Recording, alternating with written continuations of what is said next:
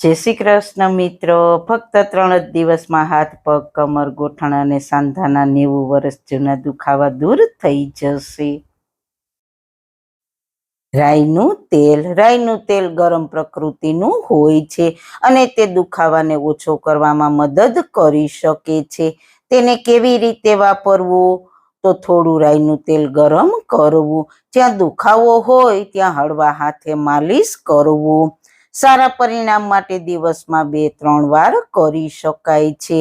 તમે આ તેલમાં લસણની 2-3 કળી અને થોડા મેથી દાણા નાખીને ગરમ કરી શકો છો. લસણ અને મેથી બંનેમાં દર્દશામક ગુણ હોય છે. તલનું તેલ આયુર્વેદમાં વાયુના દર્દો માટે ખૂબ જ ફાયદાકારક માનવામાં આવે છે. તેને કેવી રીતે વાપરવું? તો કે તલના તેલને હળવું ગરમ કરો અને દુખાવાવાળા ભાગ પર ધીમે ધીમે માલિશ કરો. માલિશ કર્યા પછી ગરમ કપડાથી શેક કરવાથી વધુ ફાયદો થઈ શકે છે. દિવેલમાં રિસિનોલિક એસિડ હોય છે, જેમાં બળતરા વિરોધી ગુણધર્મો હોય છે, જે સાંધાના દુખાવા અને સોજામાં રાહત આપી શકે છે. તેને કેવી રીતે વાપરવું? તો કે થોડું દિવેલ ગરમ કરવું, દુખાવાવાળા સાંધા પર લગાવીને હળવા હાથે માલિશ કરો. શ્રેષ્ઠ પરિણામ માટે રાત્રે સૂતા પહેલા લગાવીને સવારે ધોઈ શકાય છે. નીલગિરીનું તેલ તેના પીડાનાશક અને બળતરા વિરોધી ગુણધર્મો માટે જાણીતું છે. તેને કેવી રીતે વાપરવું? તો કે નીલગિરીના તેલને સીધું લગાડવાને બદલે તેને કોઈ વાહક તેલ જેમ કે તલનું તેલ કે કોકોનટ તેલ સાથે મિક્સ કરીને વાપરવું. મિશ્રણને દુખાવાવાળા વિસ્તાર પર લગાવીને માલિશ કરવું. રાઈનું તેલ અને લસણ. રાઈનું તેલ ગરમ પ્રકૃતિનું હોય છે અને લસણમાં એન્ટી ઇન્ફ્લામેટરી ગુણધર્મો હોય છે, જે દુખાવા અને સોજામાં રાહત આપે છે. તેને કેવી રીતે બનાવશો? તો કે 1 વાટકીમાં 4-5 ચમચી રાઈનું તેલ લેવાનું. તેમાં લસણની 5-6 કળી છૂંદીને અને અડધી ચમચી મેથી દાણા ઉમેરવાના. આ મિશ્રણને ધીમા તાપે ગરમ કરો, જ્યાં સુધી લસણ બ્રાઉન ન થાય. તેલ ઠંડુ પડે એટલે ગાળી લેવાનું. તેને કેવી રીતે વાપરશો? તો કે આ તેલથી દુખાવાવાળા ભાગ પર હળવા હાથે માલિશ કરો. સારા પરિણામ માટે દિવસમાં 2-3 વાર માલિશ કરી શકો છો.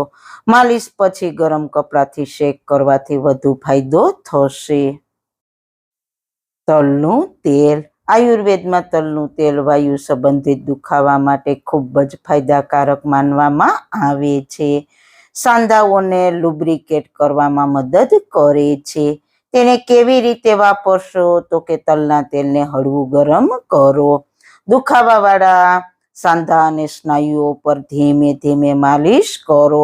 રાત્રે સૂતા પહેલા માલિશ કરવું વધુ ફાયદાકારક છે. લવિંગનું તેલ તેના શક્તિશાળી પીડાનાશક અને બળતરા વિરોધી ગુણધર્મો માટે જાણીતું છે. તે ખાસ કરીને દાંતના દુખાવા માટે પ્રચલિત છે, પરંતુ સાંધા અને સ્નાયુઓના દુખાવામાં પણ રાહત આપે છે. તેને કેવી રીતે વાપરશો? તો કે લવિંગનું તેલ ખૂબ જ તીવ્ર હોય છે, તેથી તેને હંમેશા કોઈ વાહક તેલ જેમ કે તલનું તેલ, સરસવનું તેલ કે નાળિયેર તેલ સાથે પાતળું કરીને વાપરવું. 1-2 ટીપા લવિંગના તેલમાં 1 ચમચી વાહક તેલ મિક્સ કરવાનું. આ મિશ્રણને દુખાવાવાળા ભાગ પર હળવા હાથે માલિશ કરો. દિવસમાં 2 વાર ઉપયોગ કરી શકાય છે. આદુનું તેલ. આદુમાં જિંજર રોલ્સ નામના સંયોજનો હોય છે, જે મજબૂત બળતરા વિરોધી અને એન્ટીઓક્સિડન્ટ ગુણધર્મો ધરાવે છે. આદુનું તેલ સાંધાના સોજા અને દુખાવામાં રાહત આપી શકે છે.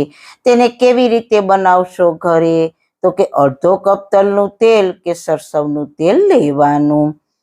તેમાં 2-3 ઇંચ આદુનો ટુકડો છીણીને અથવા વાટીને ઉમેરવાનો. આ મિશ્રણને ધીમા તાપે 10-15 મિનિટ ગરમ કરવાનું, જ્યાં સુધી આદુ કડક ન થાય. તેલ ઠંડુ પડે એટલે ગાળી લેવાનું. તેને કેવી રીતે વાપરશો? તો કે આ આદુના ગુણધર્મોથી ભરપૂર તેલથી દુખાવાવાળા ભાગ પર હળવા હાથે માલિશ કરવાનું. ખાસ કરીને સવારે અને રાત્રે સૂતા પહેલા ઉપયોગ કરવાથી ફાયદો થાય છે. મહામસ તેલ આ પણ એક શક્તિશાળી આયુર્વેદિક તેલ છે, જે ખાસ કરીને સ્નાયુઓ અને સાંધાના દુખાવા, લકવો અને વાયુના દર્દો માટે ઉપયોગી છે. તેમાં અડદની દાળ, બીલી, અશ્વગંધા જેવી ઘણી જડીબુટ્ટીઓ હોય છે. તે ક્યાં મળશે? તો કે આ તેલ પ્રમાણિત આયુર્વેદિક સ્ટોર અને કેટલાક ઓનલાઈન પ્લેટફોર્મ પર ઉપલબ્ધ છે. તે કેવી રીતે વાપરશો? તો કે તેને હળવું ગરમ કરીને દુખાવાવાળા ભાગ પર ધીમે ધીમે માલિશ કરવાનું. શ્રેષ્ઠ પરિણામ માટે આયુર્વેદિક ચિકિત્સકની સલાહ મુજબ ઉપયોગ કરવો. તો મિત્રો, તમને આ માહિતી કેવી લાગી? જો સારી લાગી હોય તો તમારા ફ્રેન્ડ્સ, ફેમિલીમાં શેર કરજો ને મારી ચેનલને સબસ્ક્રાઈબ કરજો. ફરી મળીશું એક નવી જ વાતો સાથે. ત્યાં સુધી બધાને મારા જય શ્રી કૃષ્ણ. વાળના તમામ પ્રકારના પ્રશ્નો સોલ્વ કરતું 42 જડીબુટ્ટીઓથી બનાવેલું ઔષધિ તેલ, જે અમે લોકો જાતે જ ઘરે તૈયાર કરીએ છીએ, કોઈ પણ કેમિકલ્સના ઉપયોગ વગર.